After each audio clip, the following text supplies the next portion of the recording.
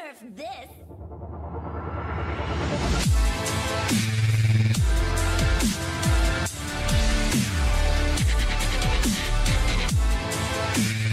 Hey guys, welcome back to Clash with Cory. If you liked the video, don't forget to subscribe to the channel, turn on that notification bell.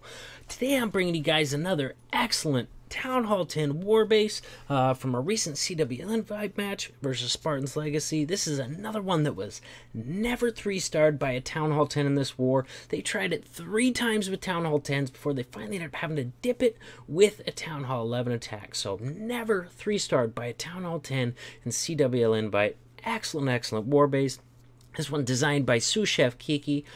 Great base design and great player all around. Rocking double multi-target infernos on this one. If you guys are new to my war base videos, I suggest keeping all the trap and Tesla and defensive CC. Keep it all the same, because all of that is what makes this defend so well. If you start changing that stuff, don't whine to me that the base doesn't work that well, because that is all a factor in how well your base is going to defend. And the CC, the traps, all that stuff is all part of the design of the base, all taken into account. So also, if you're new to copy bases, the easiest way to do it is take a screenshot on one device and then open up Clash of Clans on another device. That way you can zoom in on your screenshot and build it right in the other device inside Clash of Clans. Best way to go. So with that, we're going to go ahead and take a look at the skelly traps, because I know that sometimes those can be difficult to spot for you guys. Honestly, they're difficult to spot for me even right now. You know, I forgot to look at these ahead of time, but I think I found all 3 of them here. So we'll go ahead and zoom in, and first skelly trap location is going to be right there. That one is set to ground. Second skelly trap location is going to be right there. That one is set to air. Third skelly trap location is going to be right there, and that one is also set to air. So it looks like we got 1 ground skelly on this base and 2 of them that are set to air. So there it is one more time. If you haven't taken that screenshot yet, go ahead and do that now. Now we're going to get into these replays. I'm going to show you all 3 of the failed Town Hall 10 attempts on this base as, you know, proof that it's a good base, because it is. All right, so first of all, we're going to start with enemy team's number 45. He's going to get an 83% on sous chef Kiki team. There we go. Replay number 1.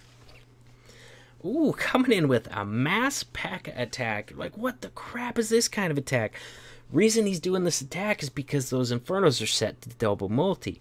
I have seen bases get tripled by this attack in CWL invite. I believe last weekend we had a base or 2 tripled by mass P.E.K.K.A. and we're just going, what the heck? But no, that's the reason he's using this, trying this attack, is because those double multi-target infernos and that small CC. So is this a legit attempt? Absolutely. It absolutely is. I've seen it work on double multi bases before. Unfortunately for Joker here, it's not going to work on this base. So it has a first heal and a rage down. It looks like that wall wrecker is going to go down pretty soon. It doesn't get all that deep for, I guess, you know, it's a lot of DPS there. So it has a heal rage for those bowlers in the CC. Also going to get freeze down on that multi-target inferno. I think the freeze would have been better on the queen, because they were being healed. So that freeze on the multi, not the best choice there, I don't think. That being said, look at all the dead space in this base. So hard to path troops through it with the dead space and then being set back. Instead of that core group continuing to push through, they already had that building behind taken down. So instead of continuing to push through the core, they back out and start circling around. All just part of the design of this base. All that dead space making it really difficult to path any ground troops through the base. So much dead space. Once they clear their section, they're going to want to back out and circle around, which, as you guys know, is not conducive to 3-starring bases. So that's a big part of why this one is going to fall short. Honestly, with the multis and the mass P.E.K.K.A.s, he had the power to get through it, but the base design just wouldn't let him path all the way through that base. So that's why he's going to fall short with just an 83% on this attempt right here. Now that we saw a mass P.E.K.K.A. attempt on it, I'm really interested to see what the other 2 replays are going to be. I haven't watched them yet. Enemy team's number 30 is going to come in with an 85% attempt. Let's see what he uses. All right, so drastically different attack strategy from the mass P.E.K.K.A. there. This is going to be a queen charge or a queen walk Lalo. looks like he's got a wall wrecker, so it's going to be a queen charge. Instead of using wall breakers, he's going to break in the queen using that wall wrecker. This can be a very effective strategy, paired with Lalo on the back end, paired with hogs on the back end, sometimes even paired with mass miners. But using that wall wrecker to break in your queen and tank for your queen, getting her deeper into that base, saving that extra camp space that you would have used for wall breakers, for, you know, more loons, more hogs, that sort of thing. And also kind of saves the number of rages that you need on your queen charge too, because as soon as that wall wrecker gets out in front, it is now tanking for the queen. You don't have to rage her because everything out in front there's locked onto that wall wrecker.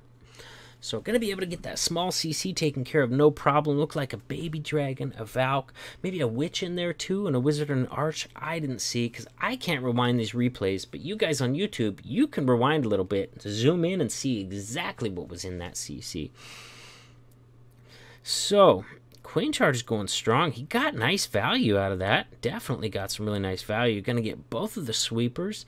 She got into that little section right in there where she's going to be able to walk in. So he got really good value from the queen charge there.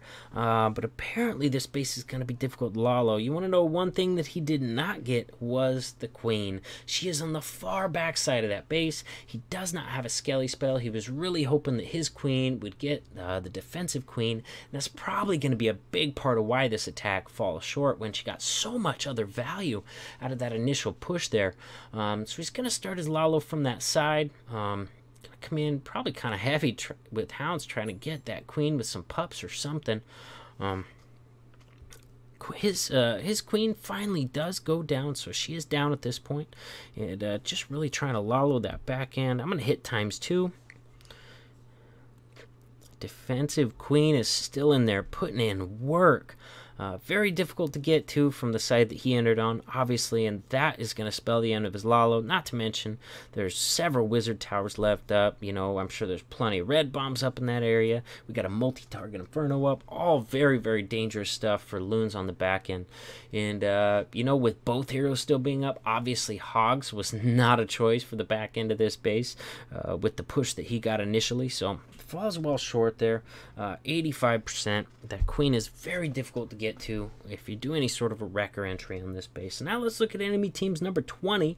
He's going to get a 83% on this base. Let's see what he tried. Number 2. So, once again, oh, I love this. We have 3 very, very different attempts on this base that all fell well short, just into the 80% range. He's going to come in with a Go Boho attack, bringing in 2 golems to tank for that wall wrecker. Obviously, he wants that wall wrecker to get into that center compartment there, because if that wall wrecker gets into the center compartment, raged Valks inside of it should be able to take out that defensive queen. And if that king jumps over there too, they might be able to take out him as well. You know, good base to take in, to try and take in a kill squad, because it is a small mixed CC. Oh no, he heals the Valks in there, but he has not raged him yet, and they're taking some damage. Oh my gosh, his heroes get sidetracked.